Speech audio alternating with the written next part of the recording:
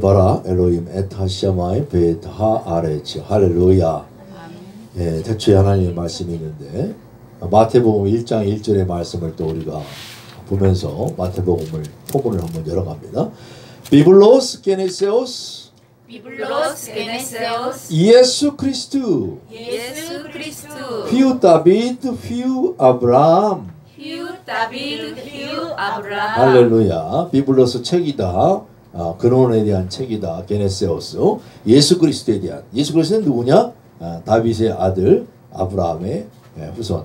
그러니까 아브라함의 후손이자 다윗의 후손인 예수 그리스도의 세계라, 계보라, 뭐 이렇게 다양하게들 번역하고 있는데 게네세오스라는 그 단어 좀 이따 살펴보고요. 마태복음 1장 17절 보니까 쭉 예수님의 족보에 대해서 이렇게 기술을 하면서 그런즉 모든 대수가 아브라함부터 다윗까지 14대요. 다윗부터 바벨론으로 사로잡혀갈 때까지 14대요. 바벨론으로 사로잡혀간 후로부터 예수 그리스도까지 14대더라. 이렇게 14 숫자에 맞췄죠. 그래서 14대요 했는데 실장 서보면 아브라함이 다윗을 낳고까지가 13회 그 언급이 되면서 사람 이름이 14명이 그리고 14대고 14대인데 두 번째 단락에서 다윗이 여고냐를 낳고 여고냐가 뭐 이렇게 쭉 얘기가 나오면 거기는 다윗이 중복돼서 15명의 이름이 있는데 다윗이 중복됐으니까 14명이다 뭐 이렇게 생각하고 여고냐는 또 요셉을 마지막 요셉을 낳고까지 13명의 이름이 나오고 여고냐가 중복이 돼 있어요. 그리고서 마지막에 마리아에게서 나으니 예수라. 그래서 중간에 또 빠진 이름이 있죠. 그러니까 빠진 이름은 뭔가 14이라는 숫자에 맞추려고 하는 의도가 있다. 왜 그러냐?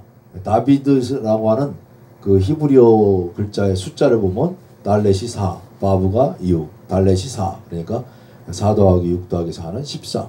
그래서 그 메시아는 바로 그리스도는 다윗의 후손으로 와야 되기 때문에 그래서 14이라는 숫자. 그러니까 다윗 하면은 그 유대교회 사람들 지금 나라가 없이 그냥 뭐 종교적으로 그냥 같이 언젠가 메시아가 오셔서 이 일을 해결해 주실 거라고 기대하고 있는 다윗의 후손을 기다리고 있는 그것을 그런 사람들에게 복음을 증거하기 위해서 빨리 알아듣도록. 그러니까 유대교에 입문한 사람들은 다 알아듣는 거죠.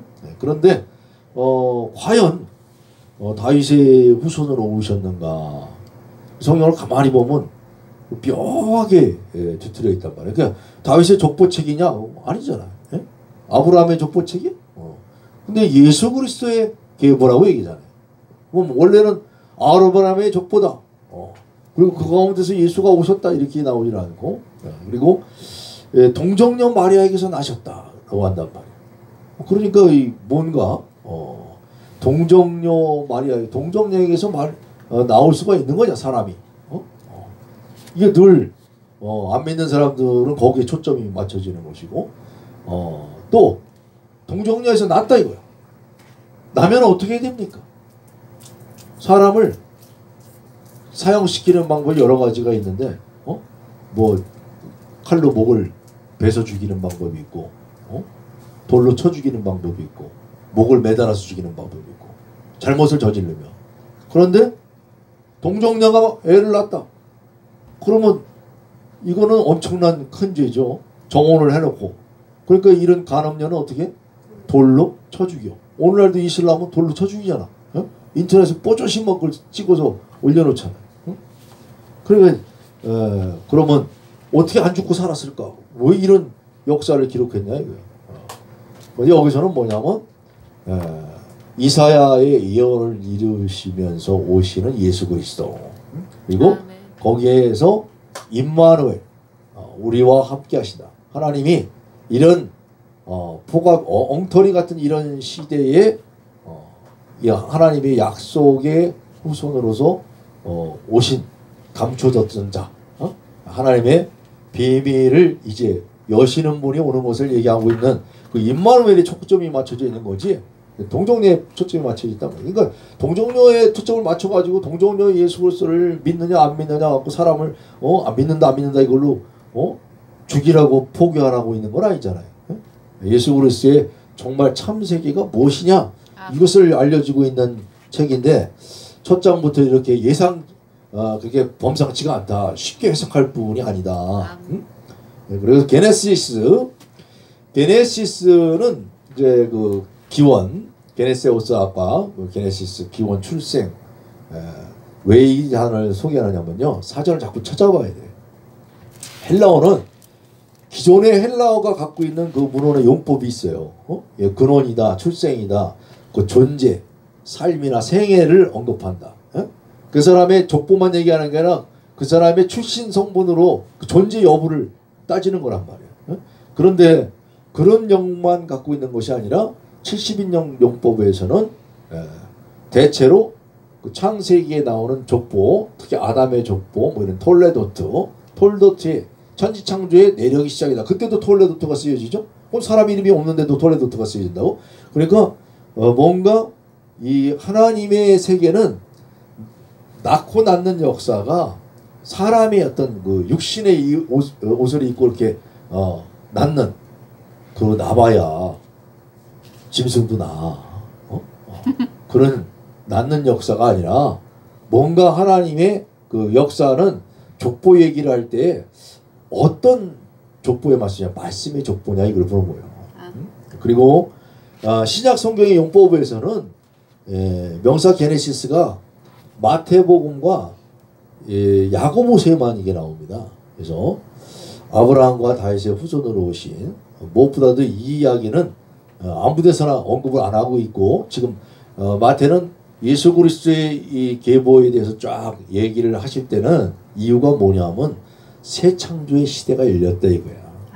네? 그러니까 아브라함과 다윗의 자손으로 국한된 그런 이 유대교의 족보 체계가 아니고 신인류의 탄생이다 이거예요. 새로운 시대가 왔다.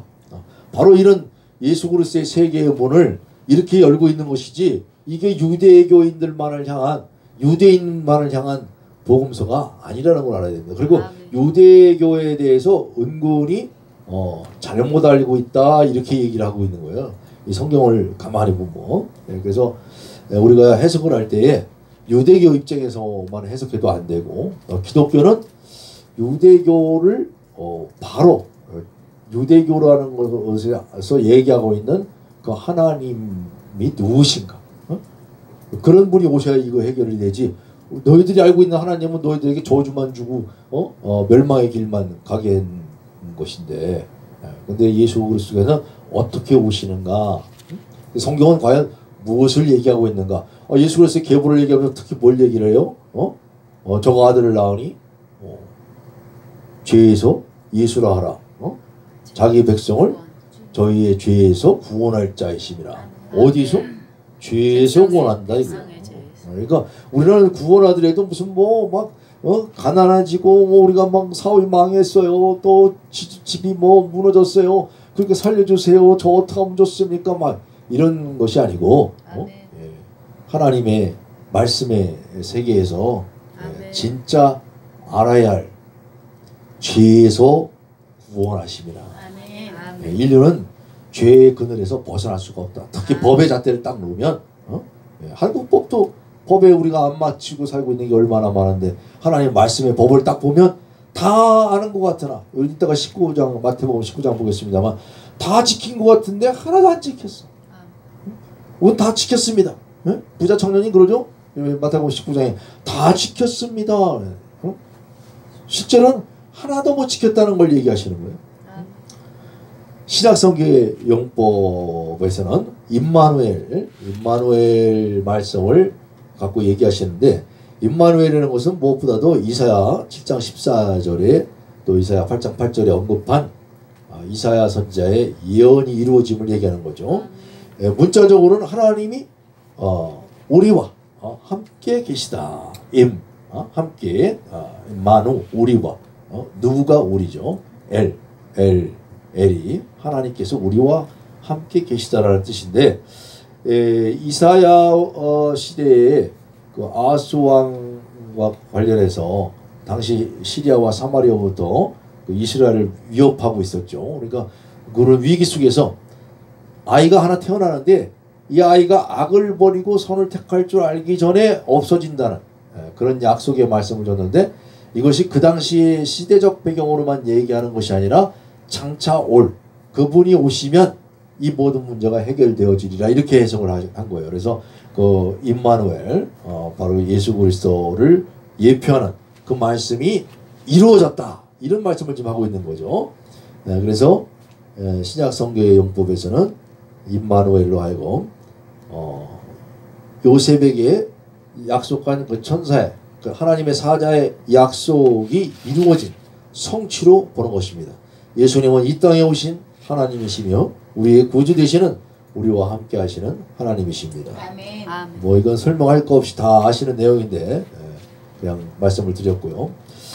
자, 마태복음에 대한 그 아까 히브리어로 기록됐냐 헬라어로 기록됐냐, 그래서 이제 파피아스 전승이라는 게 있는데, 파피아스는 이제 소아시아의 터키 쪽이죠. 히에라폴리스의 그 주교였는데, 이 사람이 남긴 그 증언이 있어요. 기록도 있는데 기록은 남아있는 책이 지금은 없고, 다른 사람의 기록, 특히 이제 그 유세비우스라고 하는 사람의 글에 언급이 됩니다. 마태는 히브리어로 된 계시의 말씀들을 수집했고, 그 말씀들은 각자의 능력껏 여러 사람의 손을 통해서 번역되었다.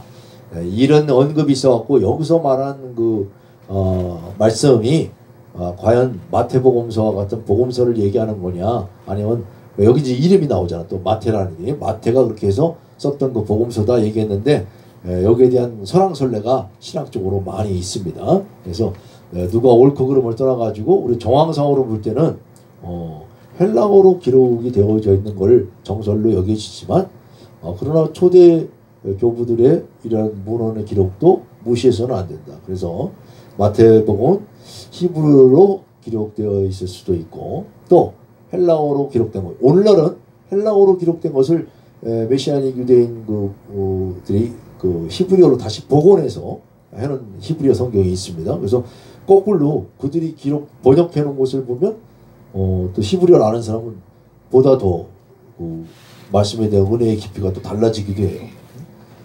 마태복음은 또 다양한 언어로 번역되었다라는 걸 알아야 돼요. 헬라어로만 번역된 게 아니라 아까 얘기했다시피 아람어를 쓰는 사람한테는 마태복음도 아람어로 번역이 됐고, 또 헬라어로, 또 로마, 나중에 라틴어로 다 번역이 되죠. 불가타역본을 해가지고 그런 번역본들이 있다. 예, 공간복음 문제에 대한 그런 학설이 있는데, 공간 문제는 1585년에 조지우스 시겔리우스라는 사람이 처음으로 사용을 합니다. 공간복음이 공통적 관점으로다가 예수 그리스도를 증거하는 것 같은데, 조금 좀 앞뒤가 좀 안 맞는 것 같아. 뭐 이제 이런 갸우뚱하는 것이 생겨난 거죠. 그리고 이게 언제 쓴 거야? 뭔지 이런 이제 그 문헌설에 대한 추적들이 이제 들어가다 보니까 추측들을 하는데, 마가복음을 먼저 쓴 거 아니냐? 왜냐하면 그 딱 대조를 해보니까 마가복음이 더 짧아. 근데 짧은 게 좀 더 먼저 쓴 거 아니냐? 원래 뒤에 쓰는 사람이 레포트 쓸 때 보면 그 누구한테 빌려주면 뒤에 쓰는 애가 더 잘 쓰는 경우가 있죠. 그래서 아마 그런 거 아니냐? 뭐 그럴듯해요. 그러나 정확한 건 없어요. 마태복음에 대한 그리스바 가설이 있습니다. 색다른 게 있기 때문에 우리가 마가복음 쓴 설만 알고 있는데, 1783년에 그리스바가 발표한 가설인데, 마태복음이 가장 먼저 쓰여졌다. 그리고 마가, 루가는 이 마태복음서를 자료로 해서 자신들의 복음서를 기록하였다. 이런 가설이죠. 그럼 이게 서로 그럴듯해요. 그러니까 이 말씀을 들으면 여기 같고 또 여기 같고 여기 같은데, 누가 먼저 쓴 것보다 어쨌든 이제 오늘날 마태복음이 가장 먼저 배울 순서로 나와 있고, 그런 지역적인 문제보다는 하나님의 전체적인 맥락 속에서 마태복음이 어떤 말씀을 하는가, 이 시간은 개괄적인 말씀으로만 살펴보도록 하겠습니다. 마태복음에는 5편의 강론의 말씀, 5편 설교의 말씀이 있다. 그래서 보니까 뭔가 이 각 편을 한 편 마무리 짓는데 말씀하신 걸 보니까 예수께서 이 말씀을 마치시매. 그러니까 이제 아는 거예요. 이 단락으로 딱 구분을 해보니까, 야, 어떻게 5편으로 됐냐. 그런 것에는 의도가 있다는지 이렇게 보는 거죠. 그래서 5편의 말씀은 5장부터 10장까지 산상송일기의 말씀, 또 10장에 12제자를 파송하고 거기에 지시하는 그 내용들, 그리고 하나님 나라에 관한 비유들을 13장에서, 하나님 나라 천국에 대한 얘기는 전부 어디 있어요? 13장에 있죠.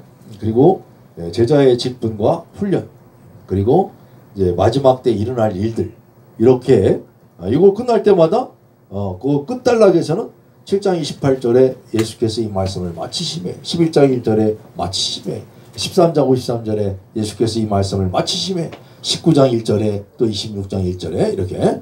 그래서 이런 사항들을 놓고 5편으로 딱 있는 걸로 봐서 모세오경에 상응하는 말씀이다, 이걸 은연중에 얘기하고 있는 게 아니냐, 이렇게 이제 해석한 사람들이 나타났죠. 그래서 야, 정말 이렇게 우리는 뭐 그냥 있는데, 신학자들 성경을 하나님 말씀으로 잘 찾아보니까 이런 부분들이 있더라.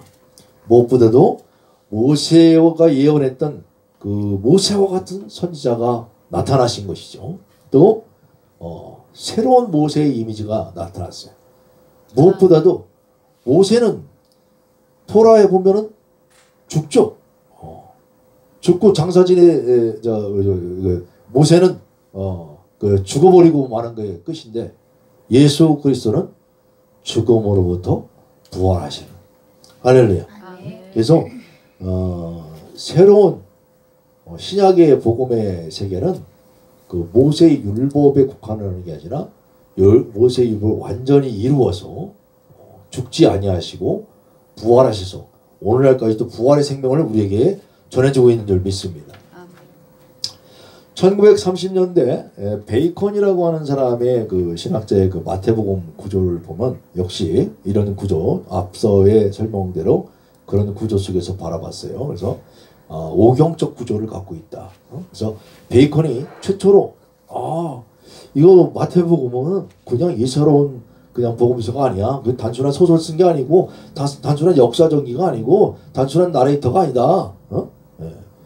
오경적 구조를 얘기하면서 예수님의 말씀이 그 5단락으로 교훈집처럼 딱 되어 있는 것을 놓고 공식적인 예수께서 이 말씀을 마치고, 그러니까 앞으로 우리가 마태복음 보면 이 말씀이 이제 눈에 탁탁 들어와야 돼. 7장 또 11장 19장 26, 11, 19, 26장은 외우기가 쉽죠? 1절이니까. 근데 7장 28절, 13장 53절은 예수께서 이 말씀하셨죠. 그럼 앞에 어떤 말씀하셨지? 그 내용을 지금 써놓은 겁니다. 산상설교, 선교강화, 이렇게 새로운 모세의 말씀을 우리가 그렇게 바라볼 수도 있지 않느냐, 이렇게 바라봤고요. 킹스베리라고 하는 사람은 그거 뭐 반복하는 단어가 거기만 있는 게 아니라 여러 개예요. 원래 여러 개가 있어요. 예수께서 이 말씀을 마치시고 난 것만 있는 게 아니라. 그래서 킹스베리는 같은 표현이 2번 반복된 것이 있는데 그때로부터 이때부터, 그래서 아포토테 읽기 쉽죠? 아포토테. 아포는 이제 뭐뭐로부터, 토테는 그때다, 이때로부터. 주로 이제 우리가 번역을 이렇게 했는데 이때로부터, 그러니까 언제부터 사역을 시작하셨는가, 이 기점이 중요하지 않냐 이거예요. 그래서 1장 1절부터 4장 16절까지 메시아의 예수님이 누구냐 족보를 쭉 얘기하면서, 그리고 예수님의 칭호, 자기 백성을 저희 위해서 구원할 자이심이라 여기까지 나왔는데, 그리고 그분은 임마누엘이라고 했는데 4장 17절에는 시험을 받으시고 뭘 하시죠? 이때로부터 시험을 받으시고 이때로부터 회개하라, 하나님의 나라가 가까이 왔느니라. 메시아의 선포가 되는데 뭐가 가까이 왔대? 하나님의 나라가 가까이 왔다. 천국 복음의 선포가 시작되는 것을 보게 되죠. 그리고 16장 20절에 이제 그 단락이 맺게 되는데, 그때 그 하나님의 나라의 귀결점이 뭐였느냐? 베드로의 신앙 고백, 이따 살펴보겠습니다. 저는 그리스도시요 살아계신 하나님의 아들이십니다. 그리고 천국 열쇠를 너에게 주리니, 이렇게 말씀을 하시면서 너희, 아까 그 식전에 우리가 한번 대화를 나눠주겠습니다만, 너희는 나를 누구라고 생각하느냐? 예수님이 직접 묻는 거야. 예수님의 질문 중에 최고의 질문이야. 사람에게 할 수 있는. 너희는 나를 누구라고 생각하느냐? 우리가 볼 때 참 살면서 아버지가 화가 나면 뭐라고 그래? 야, 너 도대체 내가 누구냐? 자식들이 좀 넘어가면 어떤 아버지는 그런다니까. 고모, 아버지라고 얘기 제대로 똑바로도 못해. 아니까. 그런데 어떻게 지금 이런 짓들을 하고 살아? 그런데 바로 예수님이 바로 제자들에게 할 수 있는, 또 세상 나라에 있는 온 인류의 사람들에게 너희들은 나를 누구라고 하느냐? 그런데 예수님에게 어떤 고백을 합니까? 저는 그리스도시요 살아계신 하나님의 아들이십니다. 살아계신 하나님의 아들, 이 고백 이후에 이제 16장부터 28장까지 이때로부터 뭔 말씀이 있느냐, 이제 메시아의 죽으심과 부활에 대한 이야기가 전개가 되는 것을 볼 때, 우리가 죽음과 부활, 마태복음에서는 이것이 그렇게 중요하다. 그래서 이런 구조 속에서 바라보는 것도 상당히, 야, 이거 몇 개 안 되는 단어인데 단락을 아주 이렇게 하니까 마태복음이 쉽고 간결하게 다가와요, 어렵게 다가와요? 쉽게 다가오죠. 자, 많은 말씀이 있는데 많은 말씀들도 중요하지만 전체적 구조를 한번 딱 살펴보니까 또 임마누엘 구조를 강조하는 사람들이 있어요. 그래서 임마누엘로 시작해서 임마누엘로 끝난다. 예수님은 우리와 함께 하신다. 1장 23절에 바로 예수 그리스도를 얘기하면서 그분이 함께 하셔서 자기 백성을 저희 죄에서 구원할 자, 저희 죄에서 구원할 자인데 그분이 우리와 함께 하신다라고 하면서 그 말씀이 마태복음 28장 20절에 내가 끝날까지 너희와 함께 하리라 라고 끝나는 걸로 봐서 마태복음은 처음부터 끝까지 하나님 되신 천지 창조 이전부터 아브라함과 다윗의 자손 그 족보의 세계만을 다루는 것이 아니라 그 창세로부터 지금까지 함께 하시면서 역사하시는, 또 앞으로도 오고 오는 세대에 늘 함께 하시는 임마누엘 되시는 하나님을 강조하고 있다. 이런 구조 속에서 바라보는 그 시각들이 있습니다. 참 좋은 시각들이죠. 산상수훈 첫 시작의 말씀을 한번 살펴봅니다. 같이 선포할까요? 예수께서 무리를 모시고 산에 올라가 앉으시니 제자들이 나오더라. 입을 열어 가르쳐 이르시되 심령이 가난한 자는 복이 있나니 천국이 그들의 것이며 애통하는 자는 복이 있나니 그들이 위로를 받을 것이며 온유한 자는 복이 있나니 그들이 땅을 먹이죠. 하나님의 십계명처럼 말씀이 선포됩니다마는, 자, 그 중에서 가장 첫 시작의 말씀, 무리를 보시고 또 예수 그리스도께서 산에 올라가 앉으시니, 예전에는 선생님이 앉는 거야.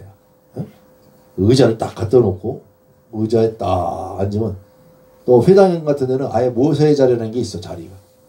모세의 자리 이런 거 해놔요.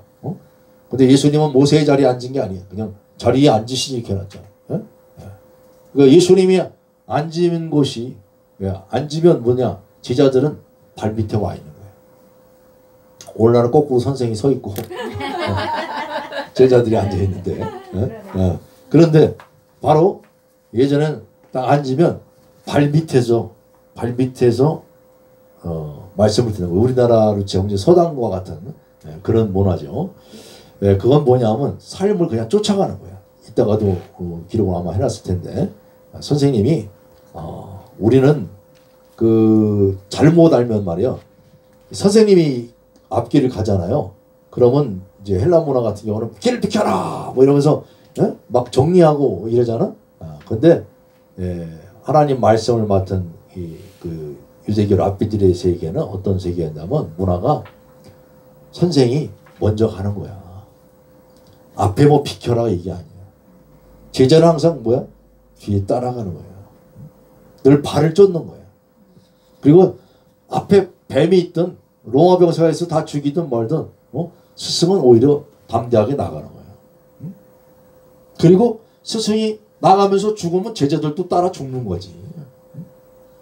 이게 잘못 오도가 되니까 선생님한테 잘 보려고 제가 먼저 앞서겠습니다. 뭘 앞서? 대신 죽겠습니다. 그래서 예수님이 먼저 죽으시고 나머지 따라가는 거예요. 오는 세상을 위해서. 이런 하찮은 권력욕의 암투에 음모와 곤모술수에 이렇게 찌들어져 있는 이런 세계 속에 서로 뒤통수만 노리는 이런 세상이 아니고 담대하게 그런 것을 초월하면서 나가는 스승의 발자취. 자, 바로 그건. 근데 그 스승님이 딱 앉으셨으면 제자들이 나와서 딱 무릎 꿇고 앉아있는데, 입을 열어. 알레프 하신 거죠. 알레프. 입을 열어 가르쳐 이르시되 심령이 가난한 자는 복이 있나니 천국이 그들의 것이며. 이 말씀이 뭐냐. 자, 이 말씀을 해석하기 위해서는요, 고전적 유대교 해석의 발전시키기 있는데 요걸 간단하게 딱 스케치하고, 소페림 시대, 소페림은 그 세페르 책을 쓰는 자들, 서기관들의 시대다 얘기요. 주고트라고 하는 건 쌍벽을 이루었다. 요때부터는 요 시대 때는 뭐냐면 한 사람이 선생만 있는 게 아니라 반대급부의 사람이 있어. 이 사람은 너무 자애로우신데 이 사람은 굉장히 엄격해. 이렇게 그러나 율법에서는 정통해 서로. 그래서 율법의 신학도 보면 루터와 칼빈이 있듯이 또 아니면 또 다른 기독교가 있으면 반기독교가 있는 것처럼 그런 그 쌍벽의 시대를 이루는데 또 그 이후에 탄나임 시대가 있다. 탄나임은 스승들의 시대 먼저 이렇게 알려져 있는데요. 그 이후에는 이제 또 여러 가지 또 해석들이 있습니다만, 자, 소페림 시대를 먼저 잠깐 살펴보면 소페림 시대는 서기관들의 시대고 에스라 때부터 시작해서 주로 요게 이제 이런 것들 잘 몰라요 사람들이. 이때에 최고회의를 열었어요. 오늘 인민 최고회 같은 거 있죠. 그런 게 이 당시에 쭉 있는데 그런 것들이 다 여기서 다 따라서 하고 로마고 다. 진짜 여기는 뭐 크네셋 하거들라, 아케돌라, 가돌 위대한 뭐 이런 거죠. 최고회의를 만들었다. 전설에 의하면 120명으로 구성된 종교회의였습니다.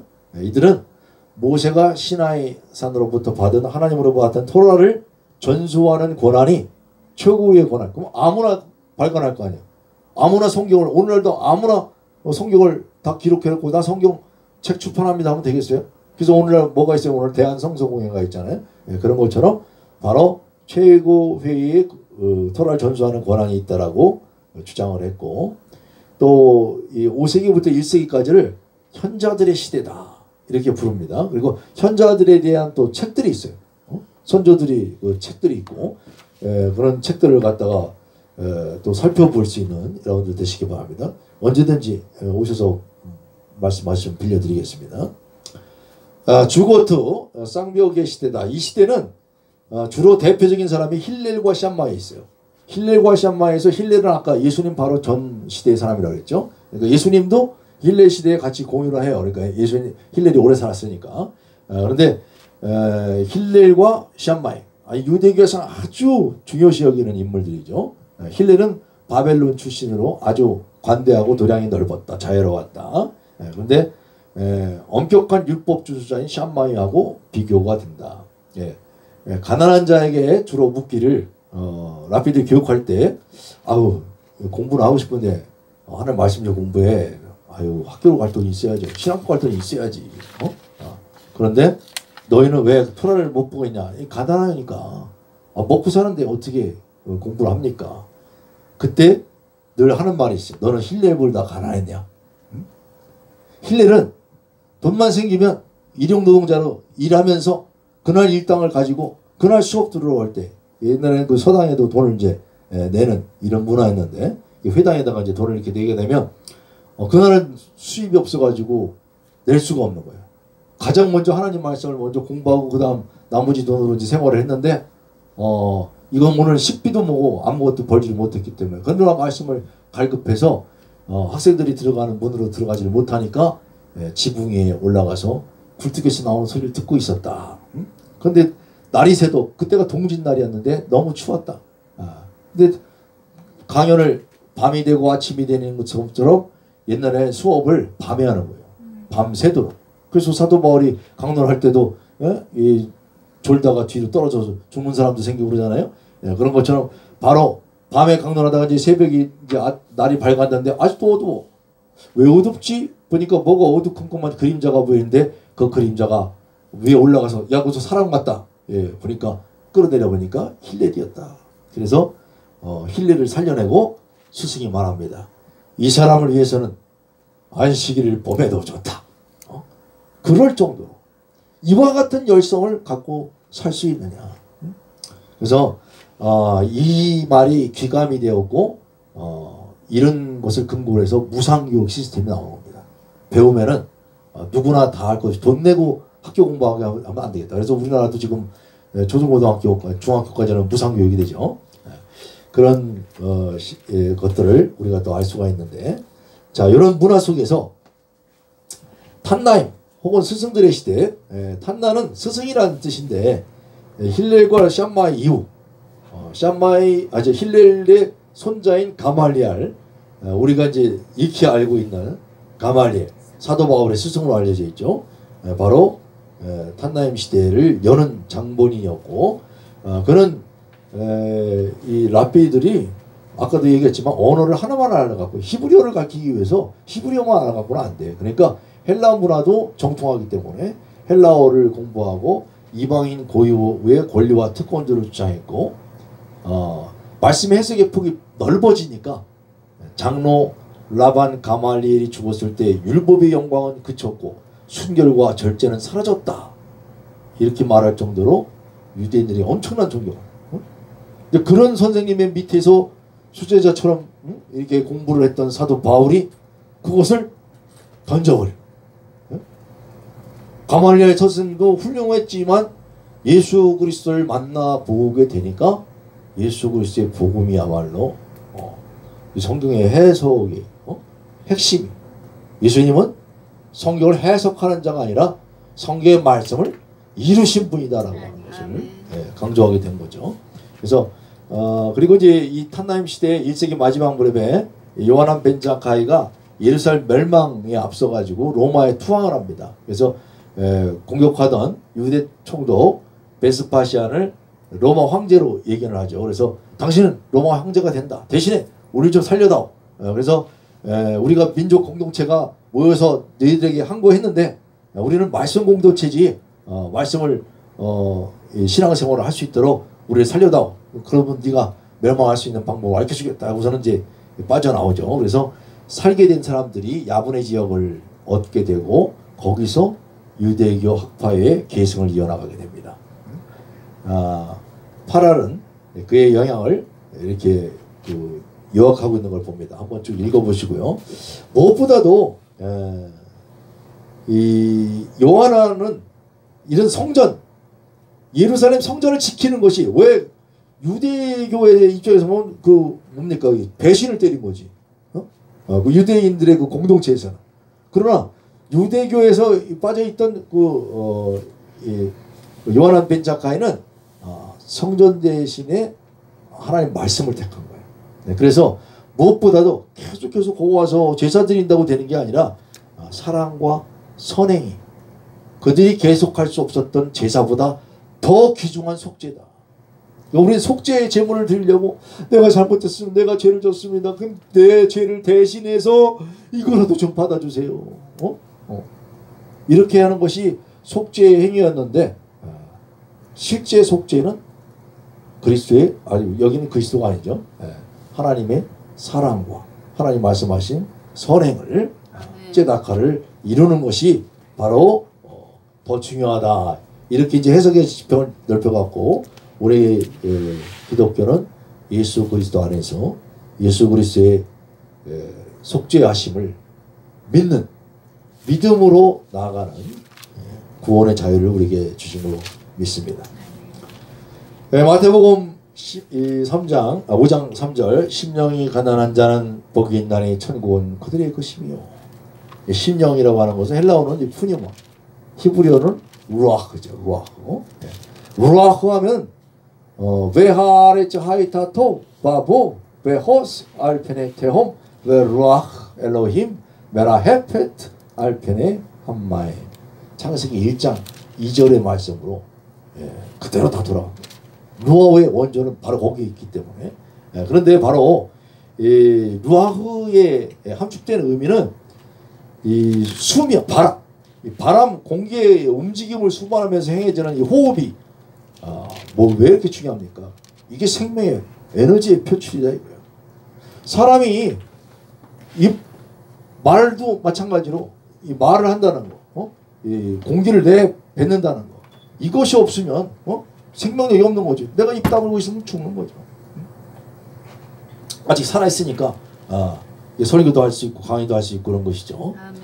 자, 그런데 이런 속에서 이 사상이 어떤 쪽으로 발달을 해보냐면 쿰란 본문들에서는 영이라고 하는 것은 그냥 바람이 아니라 인간이 지혜롭게 하나님을 기쁘시게 할 목적으로 그 삶을 영위할 때 모습을 분명히 나타낸다. 영이라고 하는 것을 이렇게 뭐라 할까요? 똑같은 영이 아니라 어떤 때 그 하나님의 영이 운행하시는 거냐 이거야. 똑같이 나왔는데 똑같은 사람은 사람인데 짐승 같은 사람이 있고 악한 사람이 있고 선한 사람이 있단 말이에요. 하나님의 사람이 있다 이거죠. 쉽게 얘기하면. 그래서 그런 영은 그런데 이 영에 대한 것이 뭔가 종말론적 선물로 주어진 것이다 이거예요. 그런 때에 하나님의 영이 주어진다라고 하는 것은 종말의 때에 구원받을 영. 그러니까 똑같은 숨들을 쉬었지만 결국 언젠가는 없어질 숨들인데 그 속에서 영원전부터 미리 예정된 것이 있었다. 그런 것을 이제 이 푸니마라고 하는 이런 단어의 해석들을 갖다가 해온 것을 보게 됩니다. 그리고 이러한 심령이 곧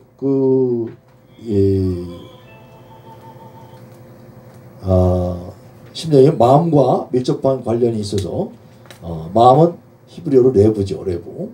이 단어는 토라를 이제 은의적으로 표현하는 것을 얘기합니다. 그래서 토라를 마음으로 이렇게 레브로 영을 레브로다가 은유하게 된 것은 초막절 마지막 날 전통 우리는 이제 토라를 공부하면서 한번 거쳐왔습니다만 신명기 마지막 절에 말씀 이스라엘 하고 끝나고 베레시트 바라 하고서는 창세기의 말씀을 다시 선포할 때 그 라메드와 베이트를 연결하게 되면 레브라고 하는 단어가 나오죠.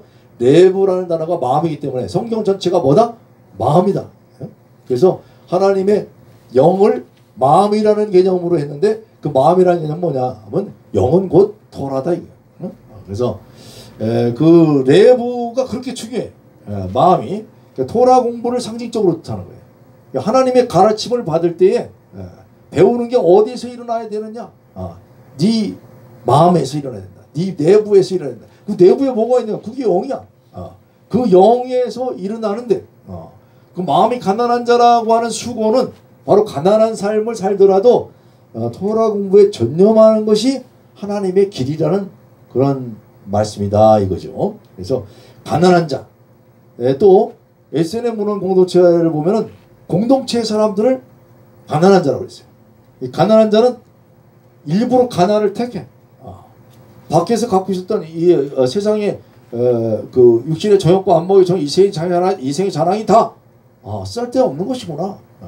하나님 말씀의 세계를 깨닫고 보니까 이 말씀이 더 귀해서 그건 오히려 일부러 비워서 가난한 자가 되고 깨닫하라는 거죠. 다른 사람에게 선행으로 자 나는 이 재산을 오늘날도 그런 사람들이 있잖아요. 내가 재산을 많이 갖고 나니까 난 재물은 대한민국에서 다 필요 없습니다. 그리고 뭐 카이스트에 내놓겠습니다. 아니면 어느 대학에 내놓겠습니다. 아니면 뭐 어떤 귀한 재단에다가 내놓겠습니다. 이렇게 재단을 설립하고 이런 것처럼 바로 일부 나는 가진 걸 다 해봤고 소유해봤기 때문에 이런 가난한 공동체를 얘기했다. 예, 선조들의 어록이라고 하는 아까 설명드렸던 그 책에도 힐렐이 이렇게 말하고 있습니다. 이것이 토라의 길이다.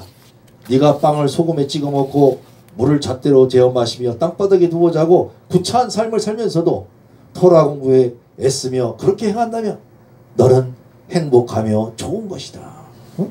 이 시편에 있는 말씀이 행복하며 좋은 것이다. 네가 행복하고 좋은 게 뭐냐? 그러니까 잘 먹고 잘 사는 게 아니라 네가 이 빵을 소금에 찍어 먹고 물을 먹는 한이 있어도 물만 먹는 한이 있어도 실제로 힐렐은 그렇게 살면서 해나왔기 때문에 그래서 그 행복은 이 세상에서 행복하며 오는 세상에서 좋은 것이다. 늘 말씀의 세계에서 오는 세상을 강조한 걸 봅니다. 너 혼자만의 삶을 얘기하지 말라는 거예요. 앞으로 오는 세대를 향하여서 진정한 하나님의 감동을 선사할 수 있는 우리 모두가 되길 바랍니다. 에센의 공동체이건 힐렐과 같은 바리새인의 공동체이건 마음이 가난한 자라고 하는 것은 토라를 사랑해서 토라 공부를 통하여 가난을 가난으로 여기지 아니하고 말씀을 사랑하는 자를 말합니다. 예수님께서는 그렇게 첫 포모를 여셨습니다. 심령이 가난한 자가 복을 받는다. 천국이 그의 것이 되느니라. 예수님 말씀의 핵심은 어디에 있습니까? 천국에 있는 것을 보게 됩니다. 그래서 아까 여러 가지 구조를 살펴봤습니다만 교차 대칭적인 마태복음 구조가 있는데 그 앨리스라는 학자가 오경적 구조를 기반으로 한 그런 것도 있지만 이 구조를 살펴보니까 마태복음이 주려는 의도는 바로 천국에 대한 것이다. 그 하나님 나라는 과연 도대체 어떤 나라입니까? 근데 이걸 전부 비유로다가 말씀하셨죠. 7개의 비유 말씀이 있는데 바로 그 말씀을 대칭적으로 11장부터 12장 또 14장부터 17절 이렇게 대칭 구조를 이렇게 이루고 있더라. 그래서 이 말씀에 대한 교훈을 갖다가 던져주시고 다시 또 이야기를 진행해 나가고 교훈을 던져주시고 또 이야기를 진행해 나가시고 이렇게 하고 있는 것을 보게 됩니다. 그래서 13장을 구조로 마태복음 하면 우리가 늘 천국복음에 대해서 잘 알지도 못하면서 천국을 선포할 수 있어요. 그러니까 천국에 대한 복음을 늘 13장을 통해서 말씀을 전하고 오늘 마지막으로 전해드릴 말씀은 이제 다시 너희에게 말하니 낙타가 바늘귀로 들어가는 것이 부자가 하나님의 나라에 들어가는 것보다 쉬우니라. 마태복음 19장의 말씀은 좀 여러 사람들이 많은 해석들을 합니다만 낙타가 바늘귀로 들어간다. 그게 쉽다. 어떤 사람이 그러더라고. 낙타가 바늘귀로 어떻게 그게 쉽냐고. 난 절대 그게 안 믿어져가지고 그래서 난 예수님을 멀리 했다는 거야. 근데 제가 드린 말씀 설명을 듣고 이런 말씀이 숨어 있었냐고. 낙타가 뭐 별 얘기가 다 있어요. 낙타의 가죽으로 실을 만들어서 바늘 귀에다가 낀 거 아니냐. 뭐 낙타가 들어가는 또 문들이 예루살렘이 여러 가지가 있는데 그 긴 문들이 낙타만 들어가는 문이 있다. 뭐 작은 문을 뭐 어쩌고 뭐 별 얘기들 다 끄집어내. 그리고 부자는 하나님 나라에 들어갈 수가 없다. 그럼 뭐 공산주의야? 그 전자산을 다 바쳐야 하나님 나라에 들어간다. 이 부자는 말이야 이거 돈을 갖다가 말이야 아끼고 돈에 욕심이 많아가지고 그렇다. 이게 막 해석들을 막 이렇게 하고 있는데 과연 재물의 그 청년이 어두웠습니까? 우리는 어떻게 보면 참 이상한 복음들을 설교들을 하고 있는 걸 보게 돼요. 여기서의 해석은 일단 예수님이 말씀하신 정황과 이 당시의 그 문화적 배경도 알아야 되겠고 또 실제로 어떤 부자에게 어떤 청년에게 얘기하고 있는 것인가 그리고 우리라고 뭘 깨닫게 하는 것인가 그걸 깨달아야죠. 부자가 뭡니까? 김멜. 김멜이 낙타를 의미하죠.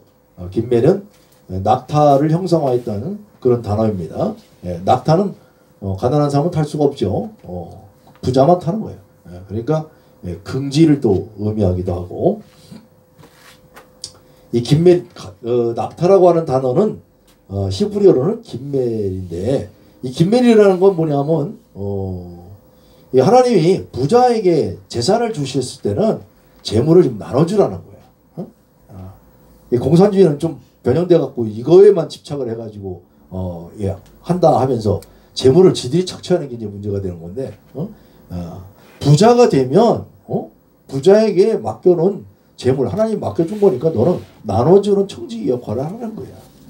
그래서 가난한 자를 불쌍히 여기는 것은 여호와께 구워드리는 것이니 그의 선행을 그에게 갚아주시리라. 계물이라고 하는 단어인데 가말, 계물, 가말리엘 이게 다 그런 내용들이에요. 그래서 그런 이름들을 갖고 있는 사람들, 가말리엘 같은 사람들은 이런 말씀을 꿰차고 있는 거야. 그래서 이게 늘 마음에 이 가난한 자를 도우려는 그런 마음들이 있어야겠구나. 예? 마음 가난한 것은 말씀에 갈급한 자에게 말씀을 나눠주는 것도 해당이 됩니다. 자, 그런데 그들이 가야 할 곳이 달레트야. 달레트, 가난한 자. 가난한 자는 달레트를 얘기합니다. 달레트는 문을 또 상징하고, 그래서 달레트라는 단어를 통해서 문이라는 것은요, 부자가 이제 가야 될 길은 문을 향해 가. 어디? 가난한 자의 문. 가난한 자는 항상 문을 열고 있어. 누군가 오셔야 되니까. 아브라함이 문 닫고 있지는 않아요. 문 열어라. 문을 열어야 돼. 그리고 가난한 자는 부자를 향해서 문을 여는 것이고, 또 문은 매달려 있잖아요. 우리가 늘 천국문에 하나 예수 그리스도 안에 매달릴 수 있는 우리 모두가 되길 바랍니다. 자, 그런데 이 바늘귀라는 게 뭐냐면 히브리어에는 코프라는 단어가 있는데 그게 바늘귀라는 뜻을 갖고 있어요. 아람어로. 그래서 코프. 코프라고 하는 단어는 크죠. 크게 돼 있고 코프의 뒤에가 이렇게 길게 있어서 요 가운데 긴밀이라고 하는 단어가 요 안에 쏙 들어간다 이 얘기예요. 그러니까 부자가 낙타 바늘, 이 바늘귀로 들어가는 것이 쉬워요, 안 쉬워요? 쉽죠. 자, 그런데 이 코프라고 하는 단어는 또 어떤 뜻이냐면 수평선에서 떠오르는 태양을 묘사하고 있는 그 단어에서 이제 와서 뭔가 일어날 혁명, 또 도래할 시간, 뒤에 오는 세대 이런 것들을 갖다가 떠오르는 해 같은 걸 상징해요. 그래서 코프라고 하는 그 단어, 바늘귀라고 하는 단어에 누가 들어갈 수 있는 거냐? 부자가 들어갈 수 있죠. 근데 부자는 어떻게 부자여야 돼? 하나님 말씀을 통해서 예수님께 다 내놓을 수 있는 자. 나의 전부를.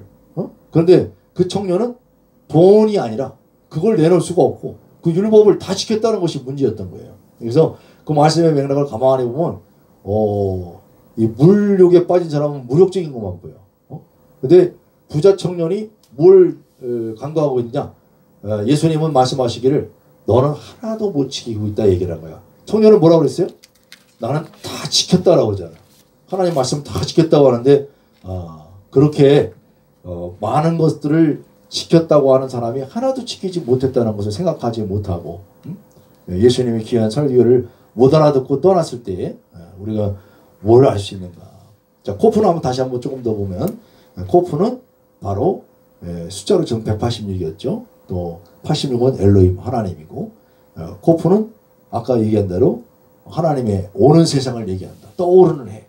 하나님의 통치, 하나님의 나라가 임했는데 그 하나님의 나라에 어떤 자가 오느냐. 그러니까 베드로가 뭐라고 그래. 우리는 다 버리고 주를 쫓았나이다. 그 우리의 보상은 어디 있습니까? 보상 바라고 했니? 하나님의 말씀은 예수님은 그 말씀하는 거죠. 보상 쫓아오지 말고 이미 보상 다 해줬는데 이미 다 줬는데 예수님이 주신 거를 자꾸 다른 세상적 바람으로 갖고 가면 곤란하게 되는 거죠. 그래서 19장 한번 다시 면밀히 바라보면서 하나님 나라에 대한 부자 청년의 비유를 다시 한번 곰씹을 수 있는 우리 모두가 되길 바랍니다. 같이 한번 다시 선포할까요? 낙타가 바늘귀로 들어가는 것이 부자가 하나님의 나라에 들어가는 것보다 쉬우니라. 과연 우리가 천국에 들어갈 수 있는가? 그러면 누가 도대체 천국에 들어갈 수 있습니까? 예수님께서 말씀하십니다. 사람으로는 할 수 없지만 하나님으로서는 다 하실 수 있느니라. 아멘. 그러니까 우리가 뭘 자꾸 하려고 해서는 곤란한 거죠. 아멘. 베드로가 말합니다. 모든 걸 버리고 주를 따라 싸우는데 그런 즉 우리가 무엇을 얻으리까? 베드로가 모든 걸 다 버렸답니다. 과연 베드로는 버렸습니까? 우리도 역시 자문을 하게 됩니다. 우리도 주님을 위해서 다 버렸나요? 예수님 말씀하십니다. 내 이름을 위하여 집이나 형제나 자매나 부모나 자식이나 전토를 벌인 자마다 여러 배를 받고 또 영생을 상속하리라. 할렐루야. 아멘. 우리가 살면서 가족끼리 너무 똘똘 뭉치는 것도 좋은 거지만 가족도 하나님 맡겨준 거예요. 그래서 늘 하나님의 세상 안에서 영원한 생명, 그 생명을 갖고 사는 우리 모두가 되길 바랍니다. 아멘. 복음서의 비교 대조 뭐 이런 것은 이제 다른 분들이 이제 해놓은 것들을 요약해 놓은 거니까 마태복음은 뭐 은혜가 되죠. 그냥 유대인의 왕이자 만왕의 왕으로 오신 예수님, 예언을 성취하러 오신 예수님을 말씀하셨다고 합니다. 우리가 다음 주부터는 이제 마가복음, 누가복음도 공부해 나갈 텐데 종으로 오신 예수님, 죄인들을 찾으시는 여인의 후손으로 오신 예수님, 또 요한복음은 하나님의 아들이신 말씀이 육신이 되어 오신 예수 그리스도를 복음서의 비교 대조를 통해서 뭐 이런 내용들은 쭉 읽어보면 되는 내용이니까. 자, 오늘 말씀 예수님의 핵심은 다 말씀 못 드렸습니다만 산상수훈의 최고의 말씀은 또 무엇인지 남에게 대접을 받고자 하는 대로 너희도 남을 대접하라. 이것이 율법이요 선지자이니라. 예수님은 우리에게 대접을 받기 위해서 자신의 목숨을 우리의 죄를 대신해서 대접하신 것을 보게 됩니다. 아멘. 예수님의 질문은 말씀하십니다. 너희는 나를 누구라 하느냐? 저는 그리스도시요 살아계신 하나님의 아들이십니다.